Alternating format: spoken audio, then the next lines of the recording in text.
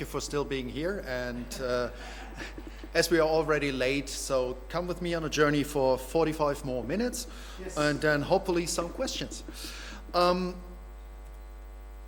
really want to take you on a journey because we started pretty early to get this idea done. We started nearly 2 years ago and then published the first idea on the Forum Bauinformatik in Hamburg last year and approved some good readings and some good backgrounds. And then we put it on Toronto and now we're here. So we have checked already 3 conferences with this subject and we still hope to get an approved for the EC3-PPM in Dresden in the end of this year, and then we hope we can finish the subject. But what are we doing? What is our task? It's a little bit more like name dropping. We first started off with thinking about sustainability in a life cycle. So as we have heard so much what's a real-life model and something like this, sustainability is also something you can really good argue on. I prefer to do it with a beer, and then you get some really good ideas. We understand it more in the way that we need to improve our processes so that we get better, that we don't take hundreds of years to build something. And as a German, I can say, you know the Elbphilharmonie, you know some airports we've built, we know how to take long in a really big project. So we broke it down and we're looking at the question, what is a good project? How can I do a project and which phases do we have in a project? So we said it's initializing, you need the idea. It's planning, you need to do the work, the planning. You need to implement it. And after you implemented the building, you need to operate it. And one thing we found out, which is often missing, is to optimize your installation for the next time. So we think more in, we have built it and then we keep it for 100 years, but as we all know, it's not working. You need to rebuild, you need to remodel, and as a planning engineer, you're on the next project, and so where's the lessons learned? So we have found a way, or I think we found a way, and we call it total life cycle process, which is based on the DIN EN ISO 19650. And what it actually says, it's something like, we got different kinds of regulations as German. Yeah, we got lots of regulations. You got the stakeholders, you have to inform. You have the digital tools you can use, like BIM, and you got standardized protocols which you need to approve. And as we looked on this, we found out, there's many informations, there's many gaps. We all know it, when the contractor changes, all the information you already told to the contractor, you repeat. And I'm pretty sure even if you do it the second time, you don't do it twice the same way, so some informations are getting lost. Sounds familiar, we know this. So we had a model, or we have a concept for managing information and how to transfer them. We called it LOIN, level of detail, and we are now transforming it into LOIN, level of information needs. So it's a good concept, why don't we use it? And as I forgot to mention in the early slides, we are mainly students, and on our main profession is to work on site. So we know we've never seen something like this in the real world. And one question that raises us when we were discussing, it's not beer this time, we have been down to coffee now, it said, who's delivering this information anyhow? So we know there's a concept, and where do I get the information from? And we didn't find anything in the regulations, and we are thinking about, okay, let's play it. How would we do it? And we sat down and did it for a lot of tasks, and in this example we are pointing to a position of a road alignment. So the middle of a road, what do we need on information to get this little line in our concept work? And you see here, we got a lot of informations we need. We have some objects, we have some information, and we got a lot of actors.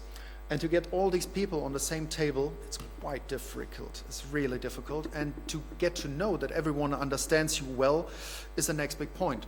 So we created our total life cycle process about this idea, how to transform the information and how to deliver the information in a good way.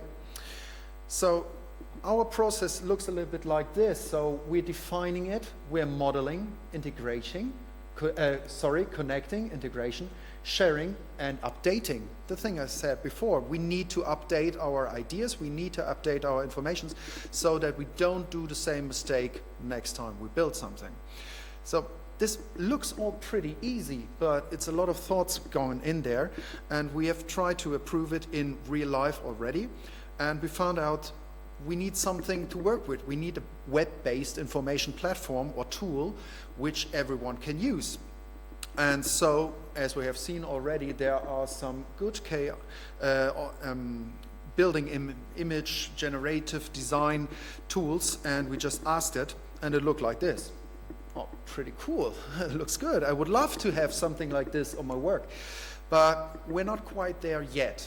So, as I showed earlier, these informations is only for position of a road alignment, and we are a team of road experts, we are TGR experts, we are different types of civil engineers, and we said, okay, we need a big list with all this information, and that's what we did the last couple of weeks and months, and try to build something we can rely on and build a big digital information matrix where all these informations, who needs it, who wants it, which depth the information has to be, and so on and so on.